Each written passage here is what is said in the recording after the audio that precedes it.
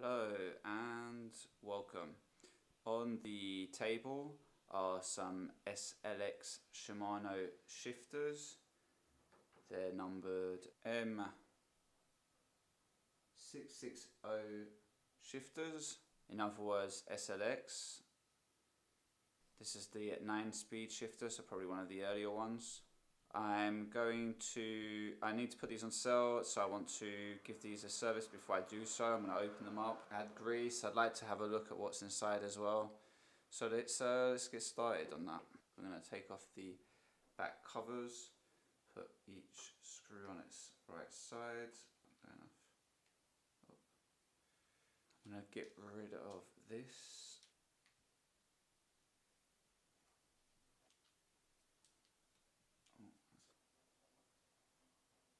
Will just come off, maybe not. So you need to push up this lever to give you a better access at removing this.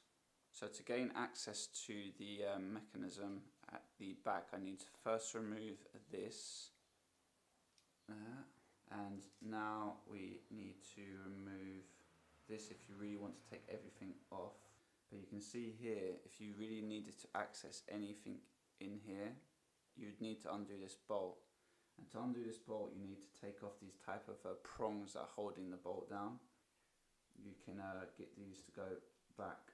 I can now start to remove the bolt here freely without a problem, and I will now have access if I want. Let's undo the next one.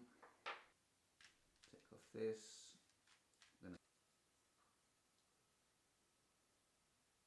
and just doing the last one before we chuck everything in nice and gonky. This is obviously going to enjoy a nice clean, even if there is on this one actually already some grease. I will just add on some if it comes off. So I think it would be a good idea to put grease on here, because if anything, this shifting part is shifting against the metal constantly, and that's probably one of the places where you'd want to put this. Okay, so this is going to be put in a bit of soapy water so to get rid of any of the grimy parts, and then I'm going to proceed on to putting some kind of Teflon silicone grease. I'd say would be quite good in this. Same thing here, and off to clean. I decided I'm going to just go for fully undoing this one, since I've already started now, to see how this one functions, and that way I have a better understanding of the whole thing. So I've undone the spring on the top here. We're going to take it off. Got it. Okay, this part removes. Take that off. That comes off. There's a spacer that's coming out. So this bolt here seems to push through, so we're going to push that through like so.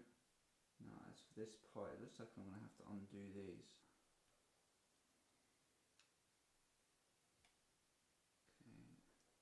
Okay, yeah, that's coming off. Gonna put them back in there. I'm going to remove that little clip.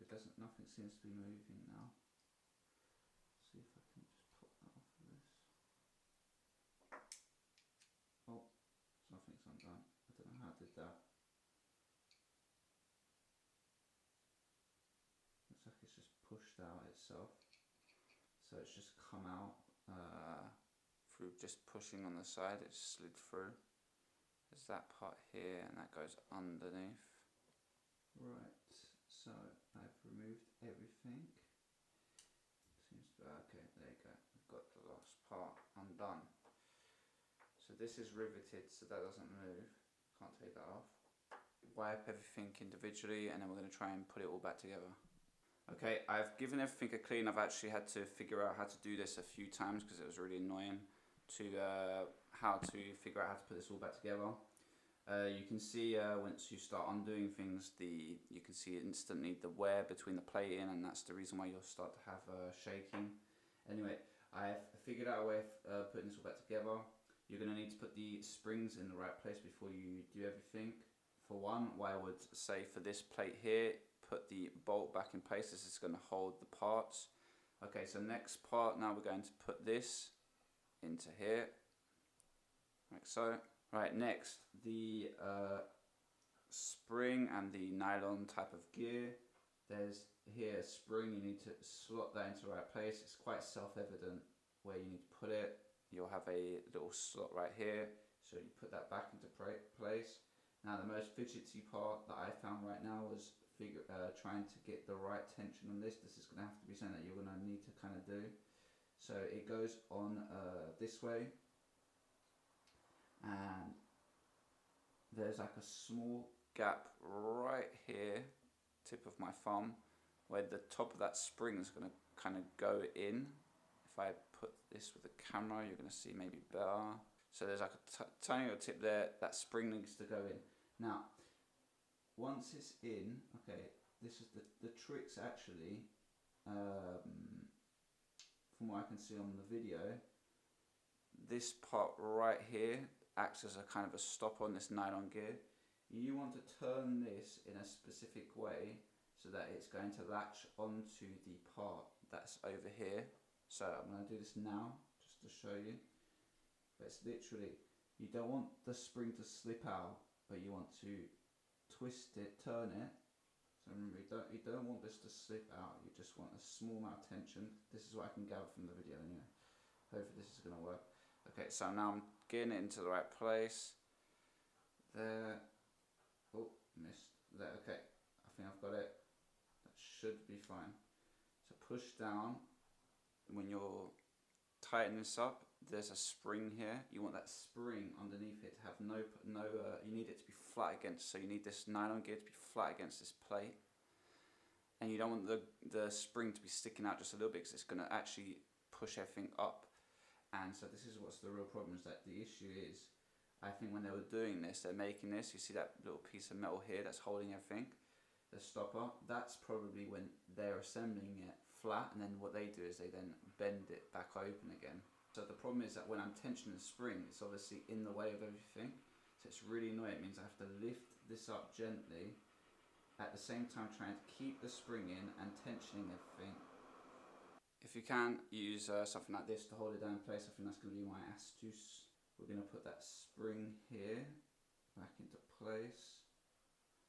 For the sprocket there, that goes underneath. There you see underneath here, the spring then catches onto the back. This sprocket back into place. The sprocket's going to go just like that. Right, so we've got that now in place. I think I'm going to grease now, because I've been playing around with this so much that now I've got no more left on my parts. Push the bolt back, but not completely, just enough so it's still holding everything. Okay, so oh, it's slipping already. Okay, now holding everything down into place. We've got this next plate to do that, and the reason why I'm asking you to put this down is because this part here, this next plate with the lever, needs to go into that gap that's here. So I'm putting that into the gap.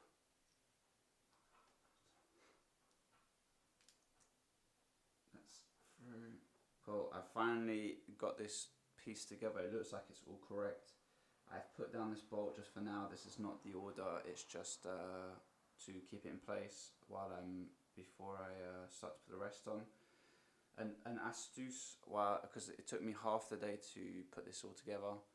An astuce for you, if you're having trouble like I did, is I used like a wrench or some sort of clamp, and I held everything together while for the spring, and then after I was able to put this top part here with the lever on top after using this as a thing to hold. That was probably the best thing I could possibly do.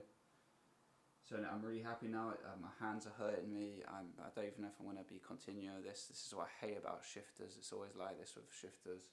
Next part now, we're going to put back the holder, the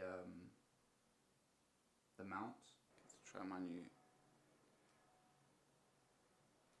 I can try out my new tool at the same time.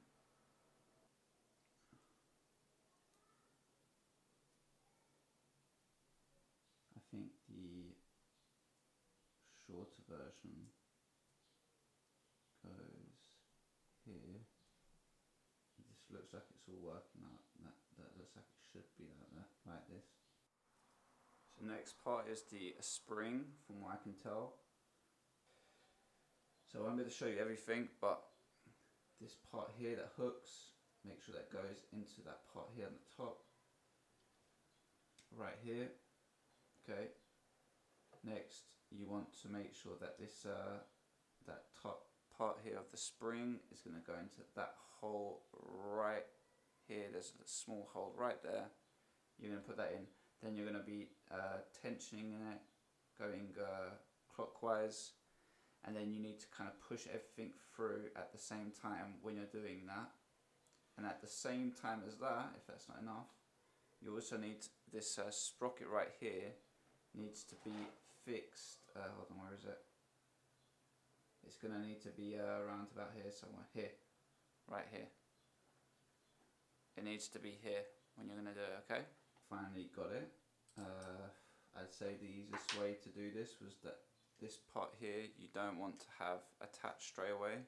It's better to just simply let that loose, tie this up, tighten it down, make sure the spring's not blocking anything, and then after, grab it from here with this, with a flat-headed screwdriver for example, grab it and then latch it over.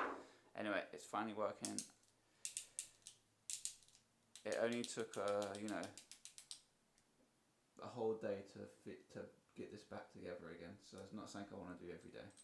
Okay, so now we need to just put the rest back together.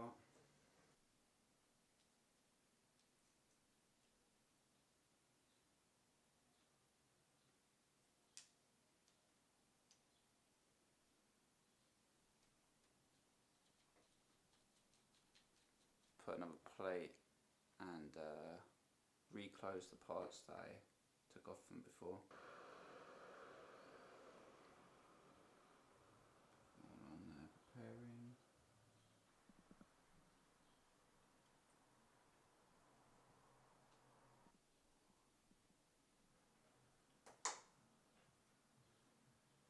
The lid back on for this. So for this, that goes through here.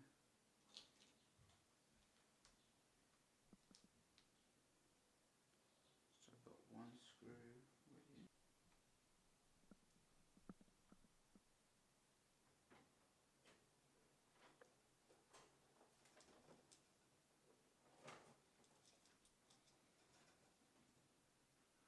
Okay, almost tighten that up.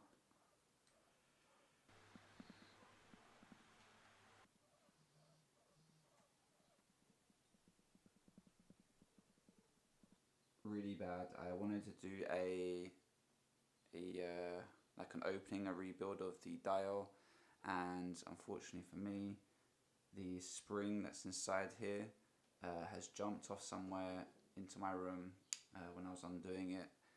So I'm going to finish putting one on this one, and what's cool about these newer shifters is at the back you have that cap, and it allows you to cover this hole with without the dial, a shifter with the dial and a shifter without. Yes. Yeah.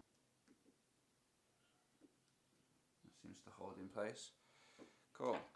So thank you for listening.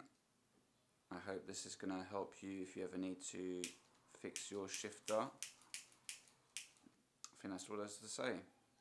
Peace out.